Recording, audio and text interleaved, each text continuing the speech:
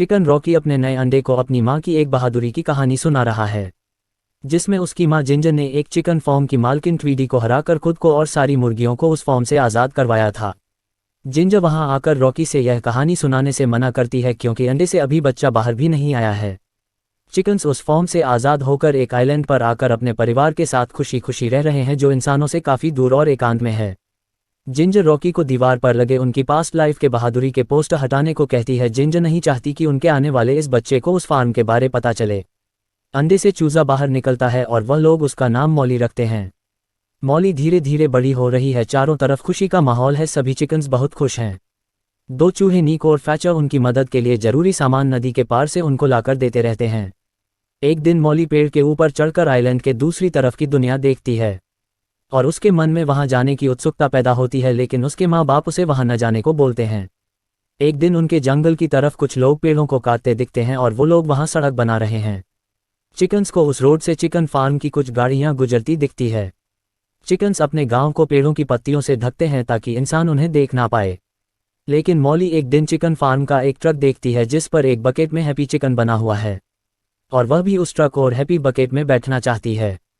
Molly अपनी माँ ginger से उस ट्रक में जाने की जिद करती है और वह आज़ाद जिंदगी जीना चाहती है, लेकिन उसकी माँ उसे समझाती है कि वो लोग खतरनाक है। एक रात मॉली आइलैंड छोड़कर नदी के दूसरी तरफ की दुनिया देखने गांव से भाग जाती है। सारे चिकन्स उसे ढूंढने की कोशिश करते हैं लेकिन वह नहीं मिलती है। मॉली को रास्ते में एक और चिकन मिलती है जिसका नाम फ्रीजल है। फ्रीजल भी मॉली की तरह आज़ाद ख्यालों वाली है और वह भी अपने फार्म से भागकर आई है। वह भी हैप्पी बकेट वाले फार्म में जाना चाहती है। पैदल चलते चलते वो दोनों एक रेस्टोरेंट के पास जाते हैं जहां पर चिकन फार्म की ट्रक रुकी हुई है। उसका ड्राइवर आकर दोनों को पकड़कर गाड़ी में डाल देता है। वहां मॉली के पेरेंट्स रॉकी और जिंजर भी बाकी चिकन्स के साथ आते हैं और गाड़ी पर लटककर चिकन फार्म तक पहुंच जाते हैं। चिकन फार्म काफ़ी मॉडर्न टेक्नोलॉजी से विकसित है जिस पर कई सारे गार्ड्स, सिक्योरिटी कैमराज और ऑटोमेटेड सेंसर वाले वेपन्स लगे हुए हैं।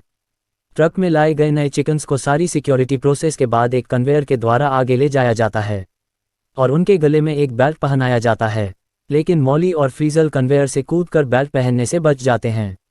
एक स्लाइडिंग पाइप से होकर सारे चिकन एक फार्म में जाते हैं। मॉली और फ्रसल वहां आकर काफ़ी खुश होते हैं और उन्हें यह जगह उनके घर से काफ़ी बेहतर लगती है। चिकन फार्म के बाहर रॉकी बिना किसी प्लानिंग के एक पेड़ की डाल से झूलकर चिकन फार्म में जाने की कोशिश करता है, लेकिन वह एक इलेक्ट्रिक फैन से टकराकर गिर जाता है और सेंसिटिव वेपन उसे डिटेक्ट करते हैं जिनसे वह अपनी जान बचाकर भागता है और उसे एक इनहेलर मशीन अंदर खींच लेती है। यह सब देखकर बाकी चिकन्स प्लानिंग करके अंदर जाने की सोचते हैं और दोनों चूहों निक और फैचर को अपने साथ लेते हैं और फार्म का पूरा नक्शा बनाकर उसमें जाने की प्लानिंग बनाते हैं। मॉली को बचाने के इस मिशन में जिंजर के साथ मेक, बंटी, बेब्स, फाउलर और चूहे नीक और फैचर की टीम उसके साथ है। इधर चिकन फार्म पर मॉली और फ्रीजल अपनी इस आज़ाद जिंदगी से बेहद खुश है और उन्हें लगता है कि यह जगह उनके घर से काफ़ी बेहतर है। यहाँ पर खाने पीने की, खेलकूद की और आराम करने की सारी चीज़ें फ्री में अवेलेबल है। लेकिन मॉली और फ्रीजल को धीरे धीरे समझ आता है कि फार्म में कुछ तो गड़बड़ है। सारे चिकन्स बेवजह खुश है और उन्हें कुछ होश भी नहीं है। जिंजर अपने साथियों के साथ फार्म पर आती है और अपनी प्लानिंग के हिसाब से और अपने जुगाड़ की चीज़ों की मदद से वो सब फार्म के अंदर घुस जाते हैं। दोनों चूहे भी एक छतरी से हवा में उड़ते हुए फार्म में लैंडिंग करते हैं जहां उनकी मुलाकात रॉकी से होती है जो पहले से ही अंदर है। फार्म के मालिक डॉक्टर फ्राई की नज़र फ्रीजल पर पड़ती है जिसके गले में बेल्ट और नंबर नहीं है। वह फ्रीजल को पकड़कर उसे बेल्ट पहना देता है और फ्रीजल भी बाकी मुर्गियों की तरह बेसुध हो जाती है। मॉली उसे समझाने की कोशिश करती है लेकिन फ्रीजल को अब मॉली से कुछ मतलब नहीं है। वहां से मॉली फार्म का टेंट उठाकर अंदर तक पहुंच जाती है जहां फार्म देखने एक रेस्टोरेंट का मालिक रेजनल्ड स्मिथ आया है। वहां उस फार्म की मालकिन और डॉक्टर फ्राई की वाइफ ट्वीडी आती है। डॉक्टर फ्राई और ट्वीडी रेजनल्ड को एक डेमो दिखाकर उनके फार्म की सारी तकनीक समझाते हैं कि किस तरह वो इस एडवांस नेक बेल्ट को पहनाकर मुर्गियों को खुश और टेंशन फ्री रखते हैं, जिससे मुर्गियां बिना डरे अपनी जान दे देती है और टेंशन फ्री रहने से चिकन्स के मसल्स सिकुड़ते नहीं है, जिससे उनके नगेट्स का टेस्ट स्वादिष्ट रहता है और नगेट्स खाने वाले कस्टमर कोई शिकायत नहीं करते हैं।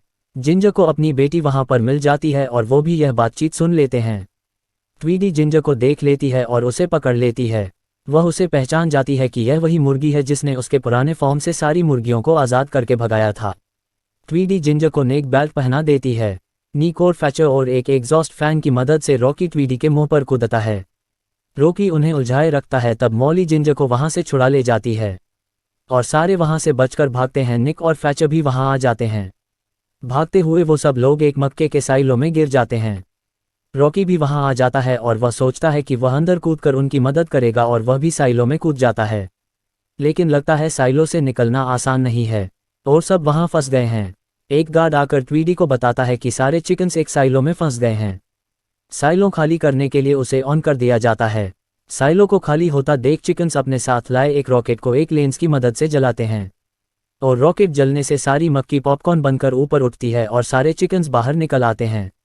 सारे चिकन्स फार्म के छत पर आ जाते हैं और जाने के लिए तैयार हैं। लेकिन जिंजर फार्म की बाकी मुर्गियां और फ्रीजल को वहां नहीं छोड़ना चाहती और वह उन्हें बचाने का फैसला करती है। इधर रेस्टोरेंट का मालिक रेजनल्ड आकर ट्वीडी को सारी मुर्गियों के नगेट्स बनाने का ऑर्डर देता है और ट्वीडी डॉक्टर फ्राई से सारी मुर्गियों को रिमोट से एक्टिवेट करने को बोलती है। रॉकी और जिंजर जाकर डॉक्टर फ्राई को गिराकर रिमोट ले लेते हैं। लेकिन वहां ट्वीडी आ जाती है और रॉकी से रिमोट छीनकर सारी मुर्गियों के नेक बेल्ट एक्टिवेट कर देती हैं, जिससे सारी मुर्गियां खुशी खुशी नगेट्स बनने के लिए स्केलेटर की तरफ बढ़ती है। मॉली और मेक आकर फ्रीजल का नेक बेल्ट खोलकर उसे आज़ाद कर देते हैं और वो सब मिलकर सारी मुर्गियों को रोकने की कोशिश करते हैं। लेकिन मुर्गियों की भीड़ में वह भी स्केलेटर पर चढ़ जाते हैं। धीरे धीरे वो सब कन्वेयर से नगेट्स मशीन की तरफ बढ़ रहे हैं। मॉली वहां से गिरे हुए रिमोट को उठाने ऊपर आ जाती है, लेकिन ट्वीडी उसे पकड़कर कुल्हाड़ी से काटने वाली है।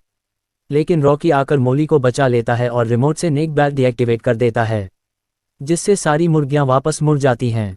ट्वीडी नीचे नगेट्स के मसाले में गिर जाती है। आखिरकार सारे चिकन्स दरवाजा तोड़कर उस फार्म से भाग जाते हैं। रॉकी और जिंजर के साथ ही एक ट्रक लेकर भाग निकलते हैं। ट्वीडी उनका पीछा करके ट्रक पर चढ़ जाती है, लेकिन आखिर में फाउलर आकर ट्वीडी को ट्रक से नीचे पानी में गिरा देता है और वो सब वहां से भाग निकलते हैं। ट्वीडी को उसी के सिक्योरिटी वेपन्स मार डालते हैं और सारा चिकन फार्म ब्लास्ट होकर खत्म हो जाता है।